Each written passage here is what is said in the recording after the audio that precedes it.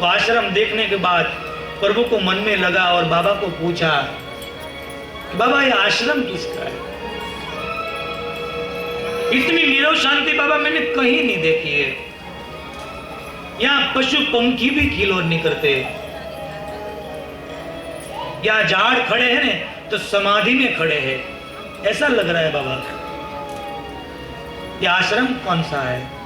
और ये शिला पड़ी है पत्थर के रूप में। ये शिला कौन है?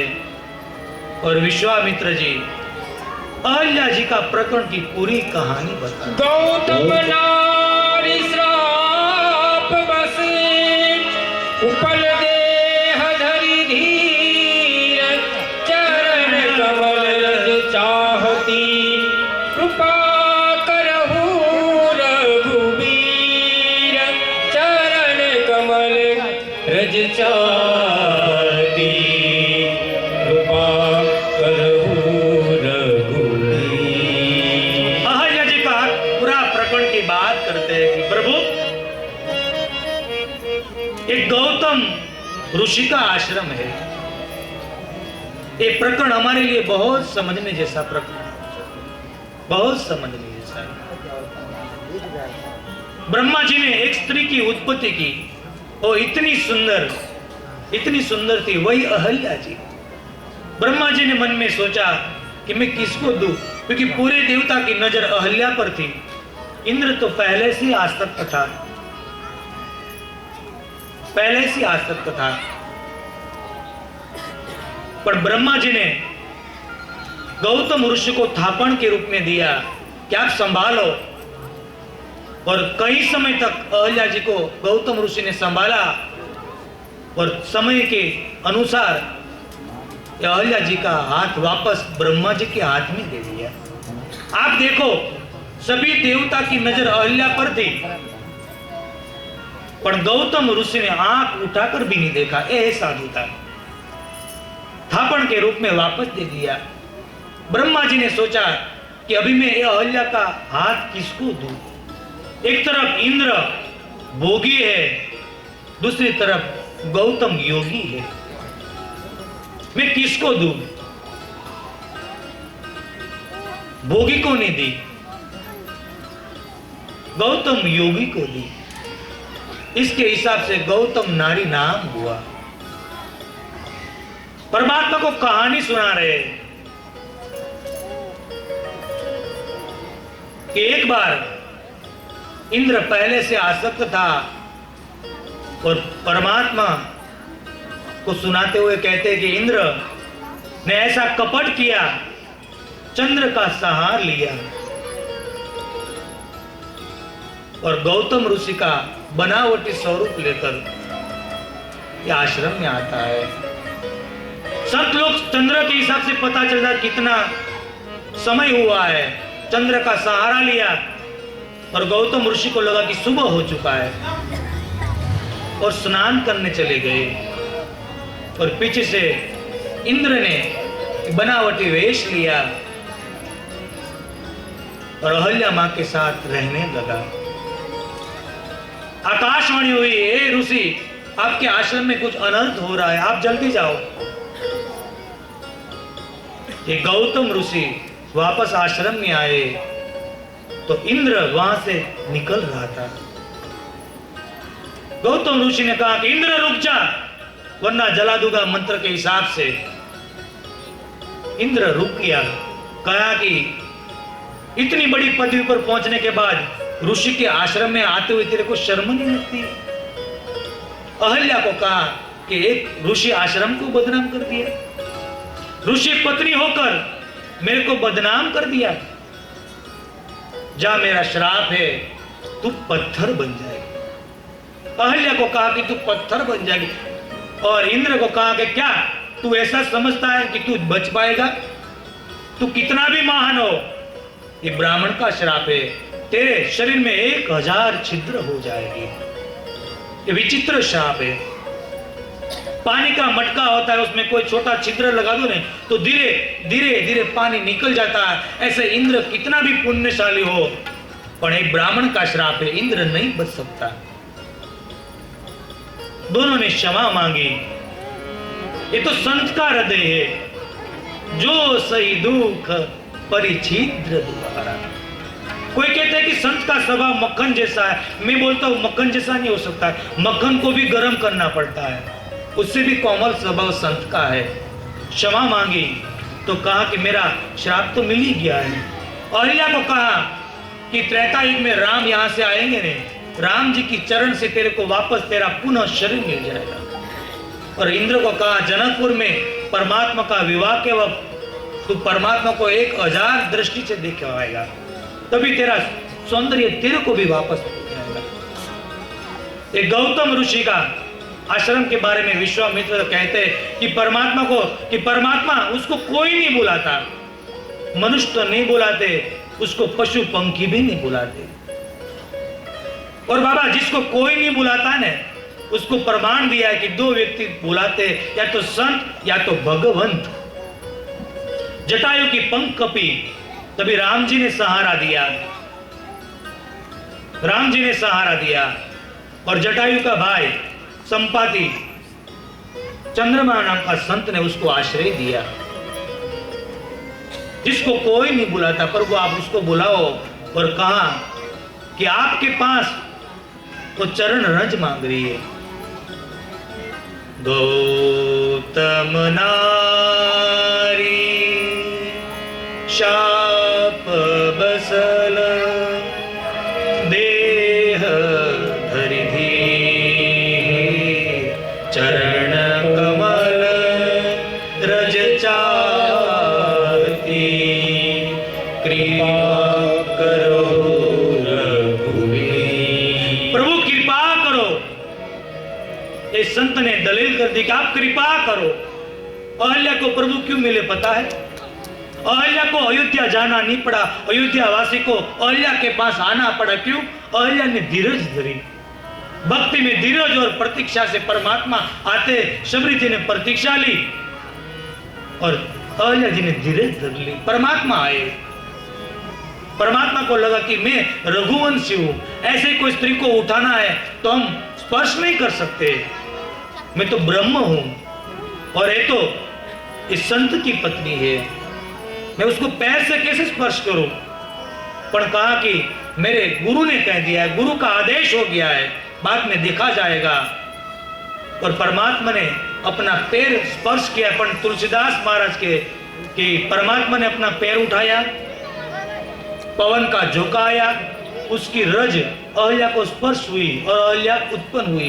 पर बाबा मना करते हैं। परमात्मा ने उसको स्पर्श किया क्योंकि लिखा है परसत पावन शोक न सावन, प्रकट भई तप पुण्य सही, देखत रघुनायक जन सुखदायक, सन्मुख होई कर जोरी रही, अति प्रेम अधीरा पुलक शरीरा, मुख नहीं आवई बस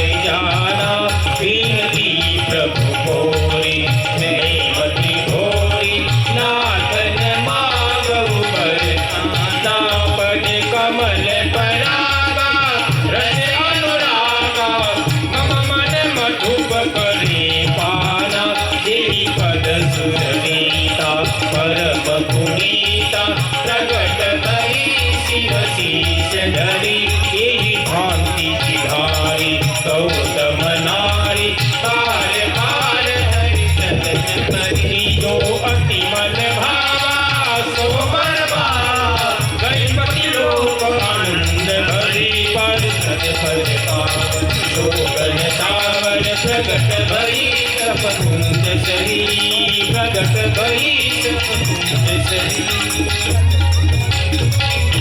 भगवान ने अपना पैर उठाया, अहल्या जी को स्पर्श हुआ, एक नया चैतन्य प्रकट हो गया। अहल्या कितनी भाग्यशाली, जिसने आंख खोला तो सामने राम थे। गदगदित हो गई अहल्या मां, कुछ बोलना चाहती है, पर अति प्रेम अधीरा पुलक शरीरा।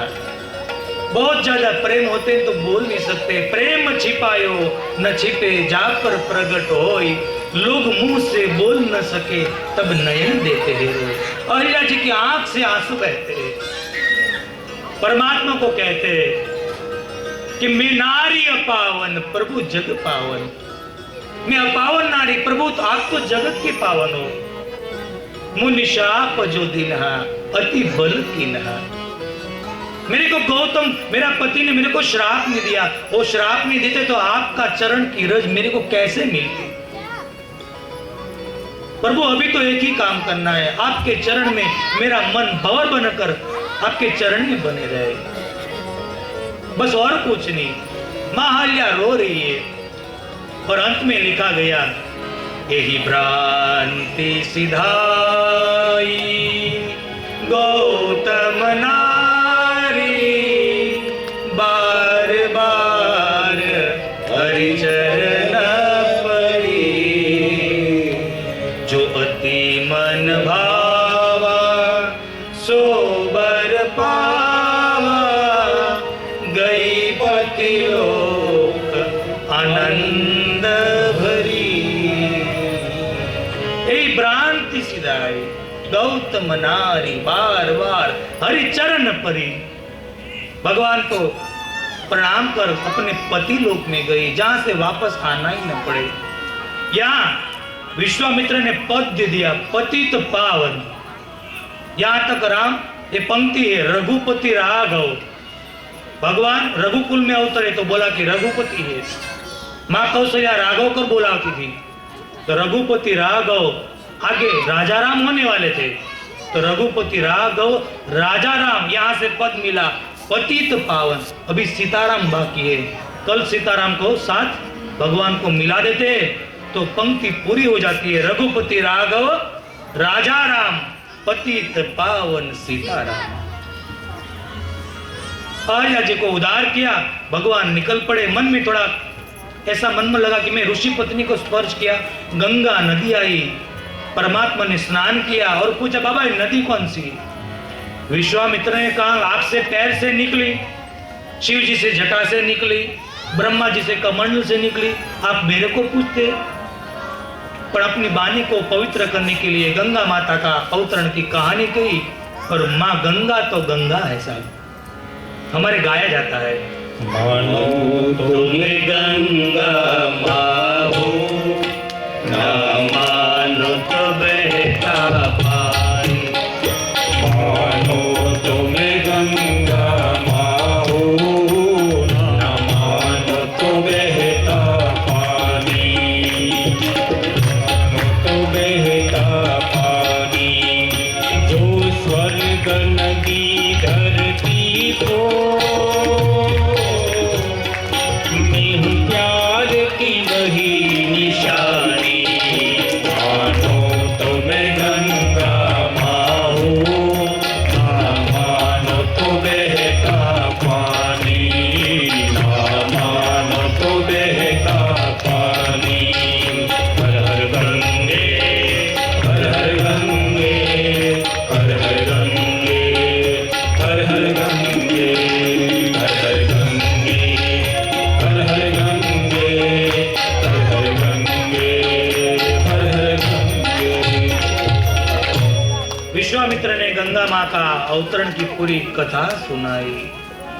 और अभी धीरे धीरे जनकपुर की तरफ भगवान प्रयास करते हैं। जनकपुर जाना है ना, मैथिली कीर्तन गा लेते हैं क्योंकि कल जनकपुर जाना है। सिया राम कहियो, सिया राम कहियो, सिया राम